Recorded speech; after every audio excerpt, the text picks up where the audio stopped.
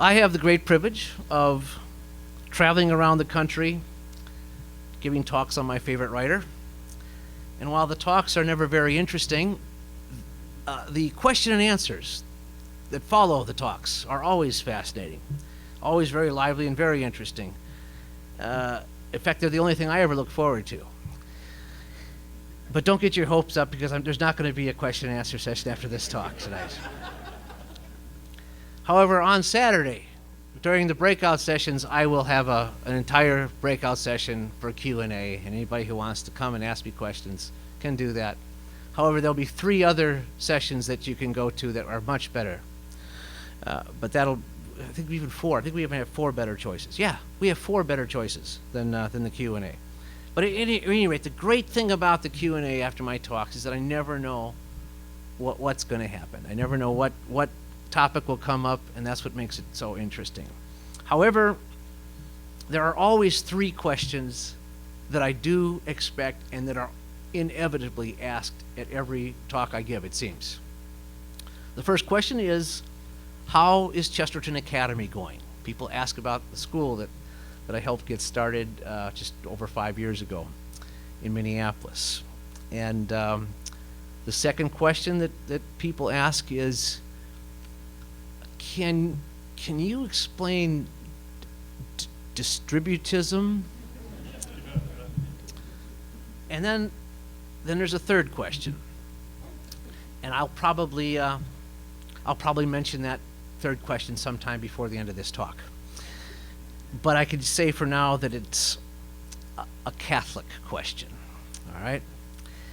But it's pretty obvious from the first 2 questions that education and economics are topics that are on everyone's mind, especially these days. And that's because they seem to be connected to everything else. Hence the theme of this year's conference, and coincidentally, the theme of my talk. The 3 E's: education, economics, and everything else. Let's start with education. Now, I'm not going to begin by rattling off a lot of grim statistics to prove how bad the state of education is today, because it's like what Chesterton says about original sin. He says it's the only Christian doctrine you can prove. All you have to do is look around. Our messed up world is really a direct result of public education, because the vast majority of us are the result of that education. We are the product of that education. The vast majority of our population has been processed through that system. That is the compulsory state-sponsored elementary and secondary schools. The vast majority of our children are in those public schools right now. So it's safe to say that public education has a direct impact on the way that most people think. It forms their minds and fills their minds at the most critical point of development of their minds. And the fact that the teaching of religion is officially prohibited in public education means, by definition, that children are getting an incomplete education. But religion's not merely prohibited in the public schools. The public schools have become openly hostile to Christianity, certainly to morality, such as the Christian teaching on love and marriage. And it's not just that everything taught in our schools is separated from religion, it's also separated from everything else that is taught in our public schools. Every subject is taught discreetly without any connection to anything else that's taught. So we don't teach complete thinking, we just teach fragmented thoughts. And we don't teach the wholeness of things, especially the wholeness of truth. And most of the private schools are no better. They simply use the same system, the same fragmented, compartmentalized approach to education as the public schools do. And the religious schools and even the Catholic schools do the same thing. They simply add another separate fragment that is a religion class. Religion is simply one more subject taught among many, all of them separated from the others. We don't teach the whole truth of things, and the result of this broken, fragmented, incomplete education is a broken world, a broken society, broken families, broken babies, broken lives. Just look around. Because we do not teach the truth, we cannot really even call it education. The definition of education, says Chesterton, is truth in the state of transmission.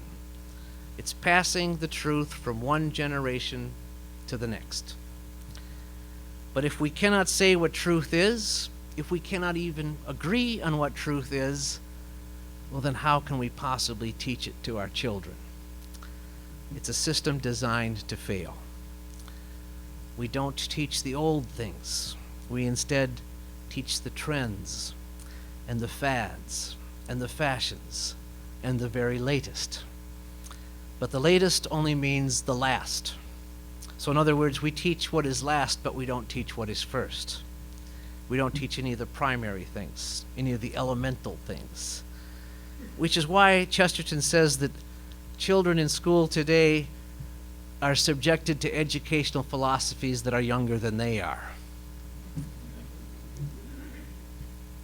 America demonstrates over and over again that it has a hatred of the past, its own past as much as anybody else's.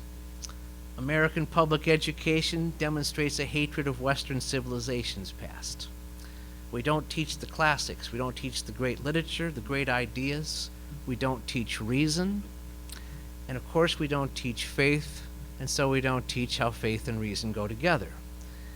We don't understand how the Greek and Roman philosophers met the Hebrew God and how everything collided around the cross in Jerusalem about 2,000 years ago, and how everything that happened since is directly connected to that moment.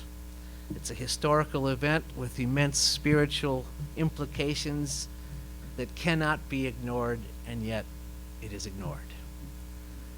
Now here's a Chesterton quote that you haven't heard. It was an inscription in a book. And he writes in this inscription, it was a winner of a prize for English literature. And the prize was in the name of Chesterton, and so he wrote to the winner of this English prize bearing my name. There is no such thing as secular education, though there may be something like secular instruction. That which is not spiritual is not educational. So why is it important to give your children a complete education, which means, as Chesterton says, it must be spiritual? Why is it important to be a complete thinker? Well, the answer comes from G.K. Chesterton in another quote that you've never heard, because it's from an Uncollected magazine article that I discovered just 2 weeks ago. Religion is a battle, and to have your thinking unfinished is to be fighting unprepared. If there is an enemy in the field, he will not wait until we find truth. He will already be leading us into error. That's so good, I'm going to read it again. Religion is a battle, and to have your thinking unfinished is to be fighting unprepared. If there is an enemy in the field, he will not wait until we find truth. He will already be leading us into error. And that's exactly what's going on. We have an enemy, and the enemy's not the educational system. The enemy's the devil. And he's always leading men to error, and we are fighting unprepared because we are not complete thinkers. Now at Chesterton Academy, we're trying to teach that complete thinking, and we not only have our subjects connected to one central idea, to one central truth, which is the incarnation, but we have an integrated approach so that all the subjects are connected to each other too, because faith and reason must be connected, but so must math and philosophy be connected, because they're both about logic and clear thinking. And art and science are connected because they both involve observation and the understanding of the beauty of God's creation and the understanding of proportion. And literature and history are connected because they're both telling a story, and it's the same story. And they all, of course, are connected to the incarnation. We start our day with Mass. We start our day celebrating the incarnation. And that informs everything else that we teach and do in the school. We also, the arts are very important. We're one of the only schools that has 4 years of philosophy, but also 4 years required of drawing and painting, and 4 years of choir, and 3 years of drama. So they're all in 3 plays, so they learn how to stand up and proclaim the truth.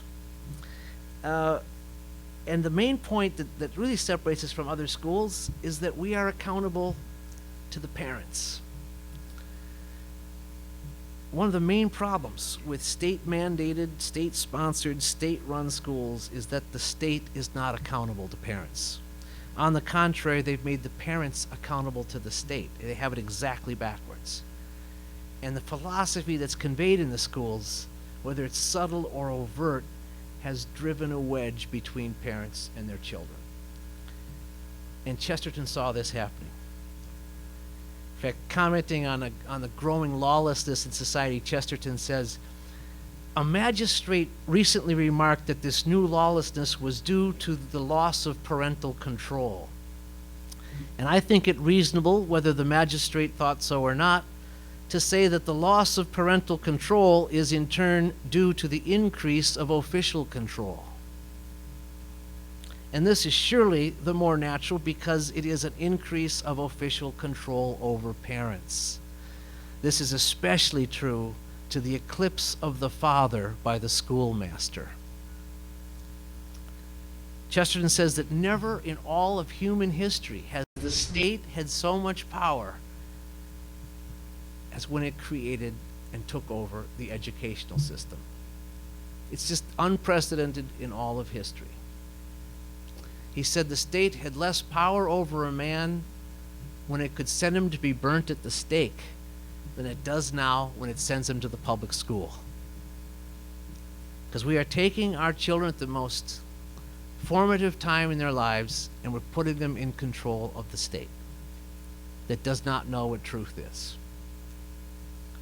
It's a fundamental shift in our civilization, and we don't even think about it anymore.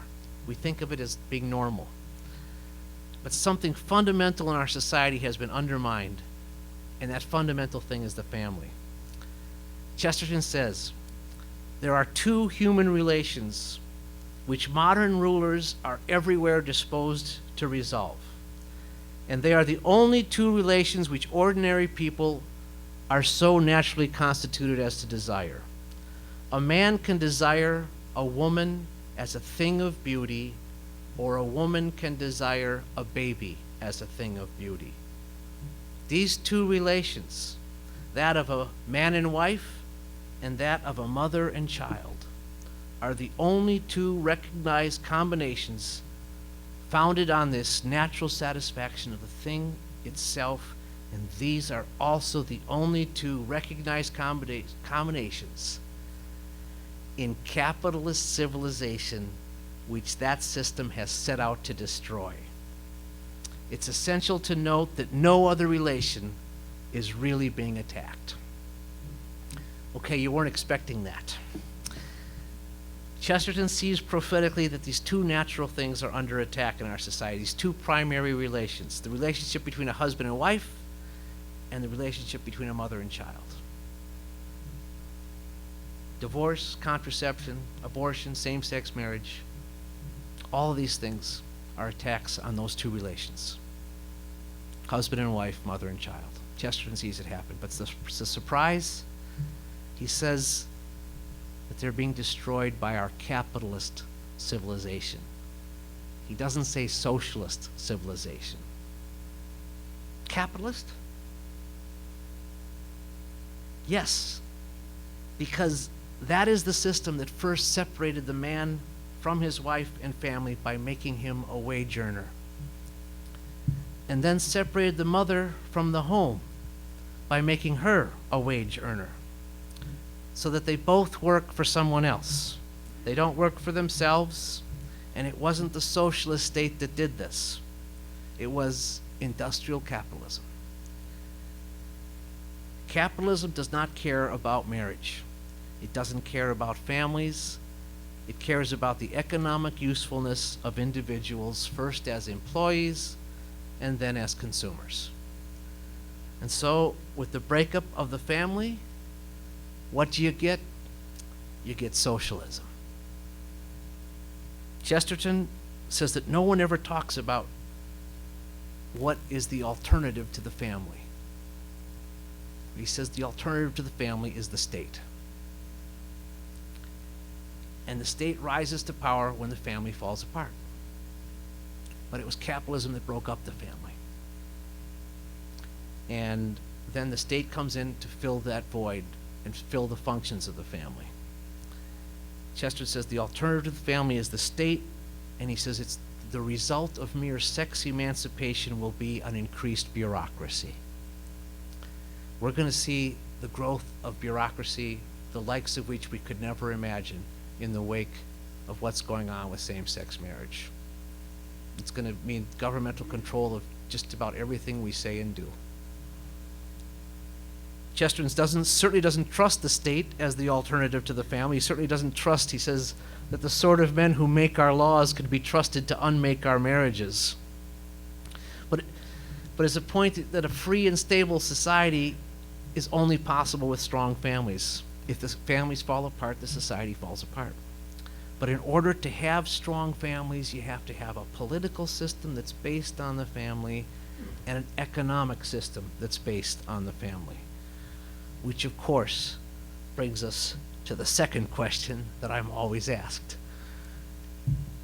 That question about economics, that question about distributism. And I'm going to answer that question the way I answer any question. I'm going to quote Chesterton. And most of you have never heard these quotes before. They're all from the New Witness, one of the papers that Chesterton wrote for, that his brother founded, and that led to GK's Weekly. So these are all from the early 1920s, late 19-teens. He says nobody really understands what distributism is until he understands what it is not, as that it is not communism and it is not capitalism. But even this will be useless if he does not understand what communism and capitalism really are. Socialism, and by extension communism, is full of the idea that an ordinary person is incompetent and must be superseded by an official, who is also an ordinary person. Their whole philosophy is that a thing must not be done by somebody, but by somebody else. It is vain to urge us to avoid the blunder of communism if we don't have the courage to confess the colossal blunder of capitalism. Capitalism also was only a recently new thing and has grown no better for becoming an old thing. For things are not new or old, they are only good or evil. The last corruption of commercialism, which is called capitalism, comes when the shopkeepers have lost their shops, just as the yeomen have lost their farms. Under capitalism, few men can be keepers of shops or keepers of anything in the true sense, for they are not given anything to keep. The rich only lend them houses and tools and land to use, just as the rich only lend them money, and in all cases the effect is bankruptcy and servitude. They've become more and more men serving for a salary or the wage the few great shopkeepers who own the great shops. If the capitalist process is completed, we shall become a race of servants, with all the vices and what is almost worse, all the virtues of servants, smooth, orderly, supple, and superficial. I need not repeat for the 100th time that the case against communism is not a case for capitalism, and indeed the case against communism is that it is too much like capitalism. Capitalism and collectivism are not contrary things. It's clear every day that they are only two forms of the same thing. Nobody will get near it by using terms like socialist and individualist, which have become as rigidly unreal as terms like conservative and liberal. The public men and public organs are all tied together, are all tied either to the cause of big business or of the big bureaucracies, but very often to both, for they merge more and more into one another, and they also then control public expression. A socialist state cannot allow opposition, because a socialist state cannot allow anything. It is the whole point that it produces everything, possesses everything, and is directly responsible for everything. It has the means of production, distribution, and exchange, and if there's any shooting, material or moral, it produces the shots, distributes the shots, and arranges for the exchange of the shots. And its connection to commercial anarchy, state socialism, of which it was a reaction, the connection is that nobody ever wanted it at all. Distributism may be a dream, but it is not a sleep or a cause of sleep, like the word socialism. Distributism is conscious of the collapse of industrialism and the need to recover thrift and freedom. It's based on property. Property has two primary social functions. It is protective and it is creative. It is like Nehemiah rebuilding the walls of Jerusalem with a sword in one hand and a trowel in the other. The sword is the protective function. It provides security both against the vicissitudes of the market and the tyranny of the state. It gives a man private powers to protect him against the abuse of public powers. It also has a creative function. It builds, it produces, it makes things. And the thing it protects is the family, and the thing it creates is the family. It means people working for themselves, providing for themselves, ruling themselves, governing themselves. It means people being their own employers and their own employees. The opposite of unemployment is not employment. The opposite of unemployment is independence.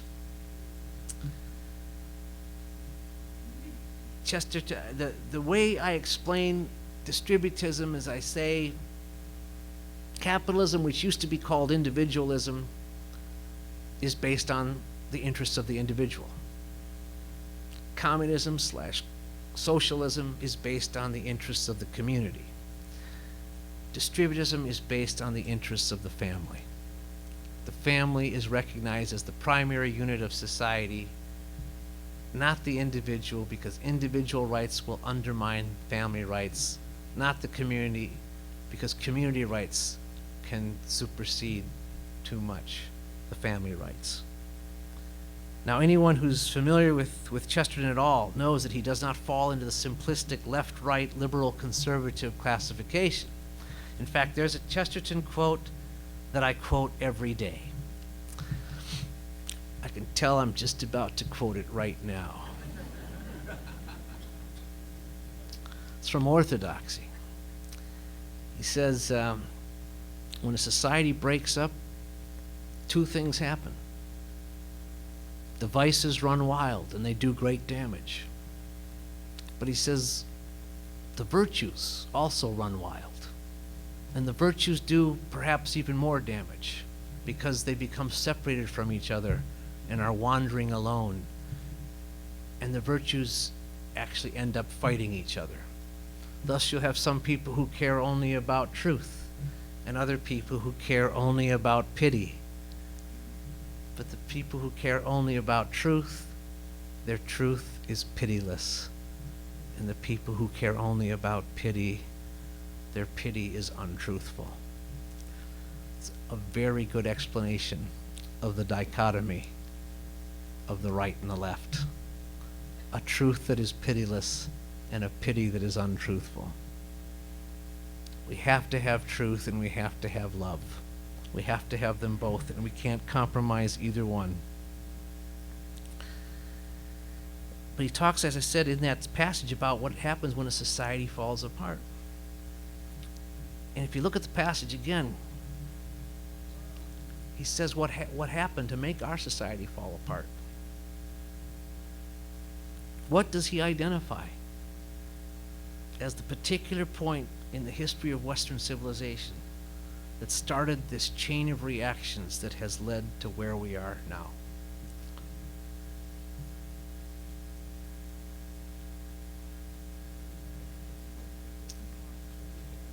What? Someone said the Protestant Reformation. That was a really unecumenical thing to say.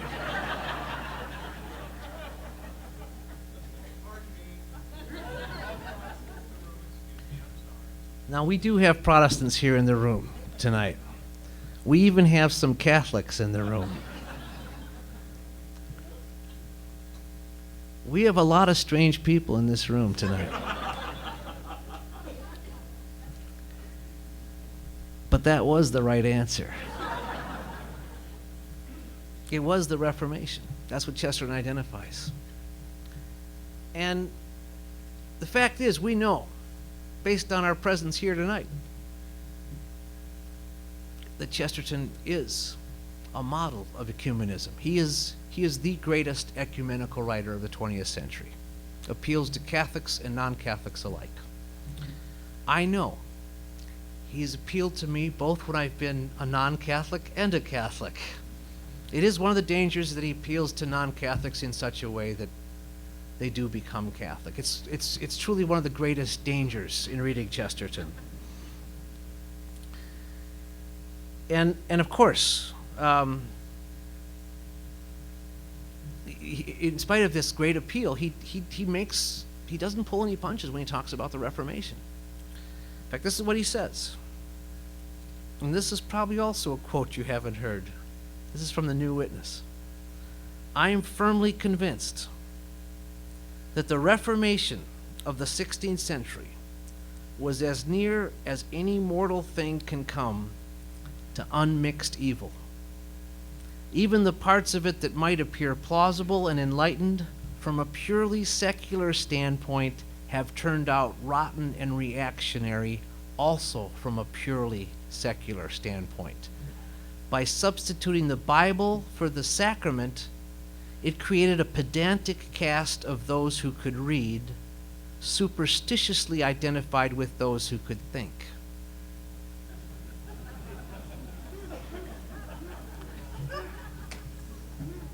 By destroying the monks, it took social work from the poor philanthropists who chose to deny themselves and gave it to the rich philanthropists who chose to assert themselves. By preaching individualism while preserving inequality, it produced modern capitalism. It destroyed the only League of Nations that ever had a chance. It produced the worst wars of nations that ever existed. It produced the most efficient form of Protestantism, which is Prussia. And it is producing the worst part of paganism, which is slavery.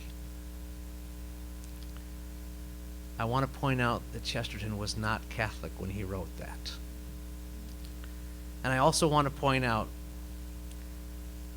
that to say that he blames our modern problems on the Reformation is not to say that he blames the Reformation on the Protestants.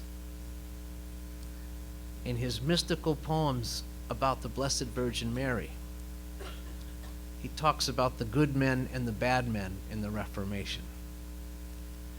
And he said the good men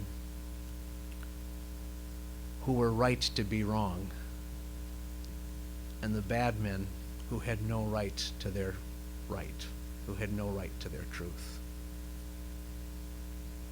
But his point is that the break from the church was a break from the truth, and it began a series of errors. America has a lot of problems, and it was founded as a Protestant nation. And Protestantism isn't one thing, it's many things. But one thing that it does do is it keeps protesting. Protestants protest against other Protestants. It's a form of Christianity that keeps splitting up, and America has been a fertile ground for the birth of new Protestant sects. Chesterton says, there are individuals in all these creeds who have nothing the matter with them except their creeds. But he says, there does exist a group of new religions which have grown up, especially in America, which may not unfairly be classified as being essentially religions of pride. Being inspired by pride, they are naturally allied to prosperity. And so you have one kind of Protestant who falls into the temptation of pride and avarice, and another kind of Protestant who falls into the temptation of simply rebellion against the church. Chesterton says in Orthodoxy, men who begin to fight the church for the sake of freedom and humanity end by flinging away freedom and humanity if only they may fight the church. The secularists do not destroy religion, they destroy everything else. The Titans did not conquer heaven, but they laid waste the world. And this is what we've seen. As I say, America began as a Protestant nation. Its education system was a Protestant education system. But the nature of Protestantism is to continue to protest and to continue to reject authority for personal reasons, and it leads naturally to secularization. And as Chesterton said, as I quoted earlier, you cannot have a secular education. You can't have a secular education because it's not even an education. It does not teach the truth. On the contrary, it attacks the truth. It undermines the truth. And there's nothing worse. There's nothing worse than doing that to our children. The most soul-destroying places in our society today are the public schools. And ultimately, the most obvious and most effective solution to the education crisis is to take education out of the hands of the government. We always hear about the separation of church and state. What we really need is the separation of education and state. And the solution is not to take secular education and simply add a class on religion. The faith has to inform everything we teach. The system needs a complete overhaul. We can't make the current form of education Christian. We need a new system altogether based on the truth, and Christ is the truth. But just as education cannot be conducted without religion, neither can economics be conducted without religion. Our present economic system, is that me? It's a $25 fine, by the way. Did I mention that? It's a $25 fine, but it's tax deductible. All right. Our present economic system is based on a concentration of wealth, most of which is artificial because it's the trading of numbers and not even of actual goods. It's a giant Ponzi scheme designed to collapse, and it does collapse periodically. And it's built with the assumption that the government will bail it out. And it's a system dependent on millions of wage slaves who in turn are dependent on it. It's a system that measures itself by employment and unemployment, so that the unemployed think of themselves as having the right to be employed, and the employed think of only of their benefits and their retirement and being taken care of. and we expect to be fed by one industry and entertained by another. We're kept quiet by bread and circuses. The solution is not to take the present economic system and add a course on business ethics. The whole thing needs an overhaul. And we cannot make the present system Christian. We need a new system. We need to rebuild a Christian civilization. And we need to start making that argument. Chesterton says, when the art of controversy comes back, it will not come from a world of skeptics and iconoclasts. It will come rather from the world of believers and dogmatists. It will come out of a clash of real convictions, which are positive and not negative, not from those who say, what is truth, but from those who can still say, this is truth. Not from Pilate, but from Paul. The solution to our educational and our economic crisis is not going to be a top-down solution. It's not going to come from electing a different president or hiring a new CEO. It's going to come from the bottom up. Chesterton says we need an army of amateurs, for our country is now perishing of professionals. There's one thing that we do need from up top. We need God. We need a major religious revival to transform our society, something at which future historians will look back and say, that is the point when things turned around. And if we look at those moments in our own past, at the turning points in history, we'll always see that there was a popular movement that changed the direction that the society was going, and that there was always a great saint at the center of it. And I think we have such a saint. Someone who has the right philosophy, the philosophy of St. Thomas Aquinas, someone who has the right spirit, the spirit of St. Francis of Assisi, someone who has the right vision of the modern world, the same that Leo XIII has. But someone who's a layman.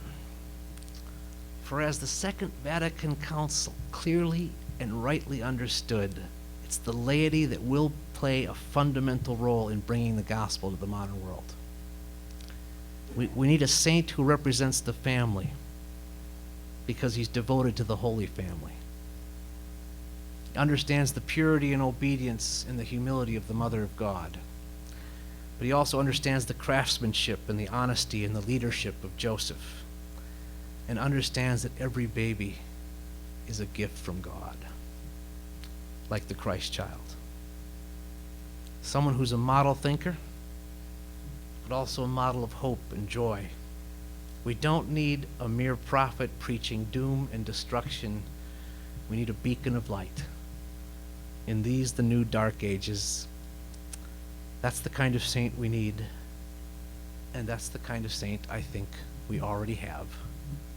And I'm speaking, of course, of G.K. Chesterton. But someone will say, well, we don't have G.K. Chesterton. He's dead. He's dead, Dale. He's not here anymore.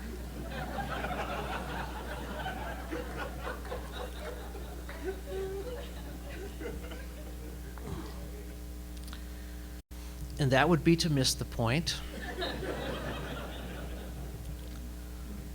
First of all, he is here. We have everything he wrote. We have his words, which are very present, his words which are just as pertinent and profound as ever, perhaps even more now than when he wrote him. We have his words just as we have the words of St. Thomas Aquinas. And if Chesterton is a saint, he's more than here.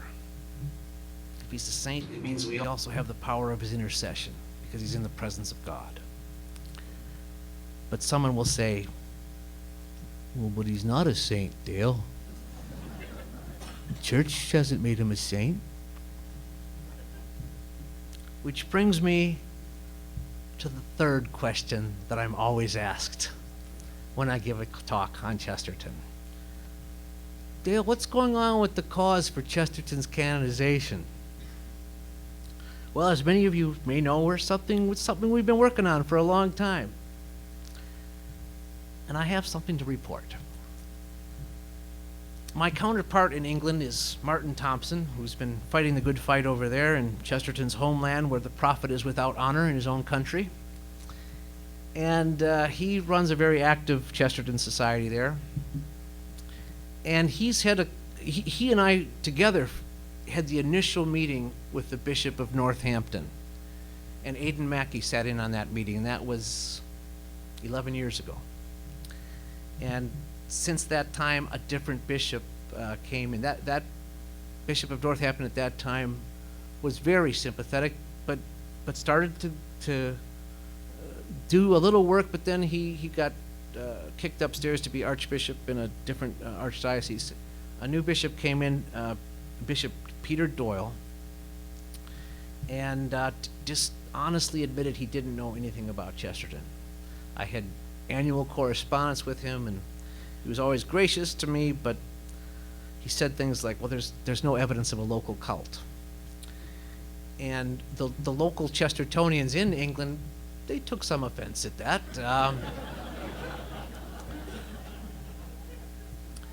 And Martin Thompson had a meeting with the bishop about a year ago. And with him was his father, Martin Thompson's father, who was the senior deacon in the diocese, and very old, and really really in a state of decline. But his father simply said to the bishop, "We need Chesterton's holiness." And the bishop said, "What do you want me to do?" And Martin said, "I don't know." Now, I love Martin. I wish he hadn't said that, but because I gave him a very clear instruction of how these are the exact things that he has to do. But the Holy Spirit was moving because it wasn't the time. Things have been heating up as of late, and Martin just had another audience with the bishop just a few weeks ago, and he said to the bishop, "My lord," this is what you call bishops in England, "my lord, this is not going to go away. We're getting inquiries from all over. Dale Alhquist keeps getting inquiries in America. I'm getting inquiries, including this one here." And he handed the bishop a letter. And the letter was from an Argentine ambassador. And he'd written to Martin saying, "What's going on with Chesterton's cause? There's a great devotion to Chesterton here in Argentina. As you may know, Cardinal Jorge Bergoglio was the honorary chairman of our Chesterton Conference here." And the bishop read those words.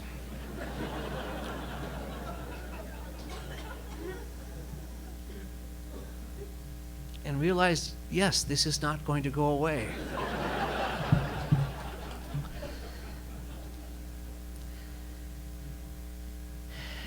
And he said, Martin Thompson says, this is what you can quote, Dale. "Bishop Peter Doyle has given me permission to report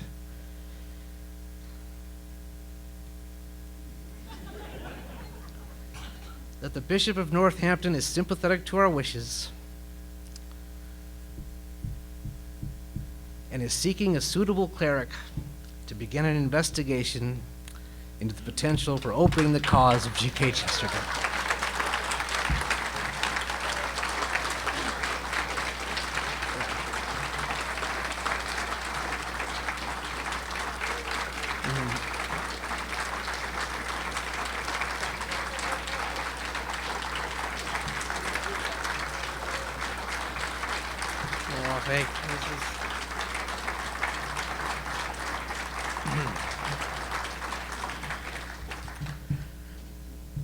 It's the first official step.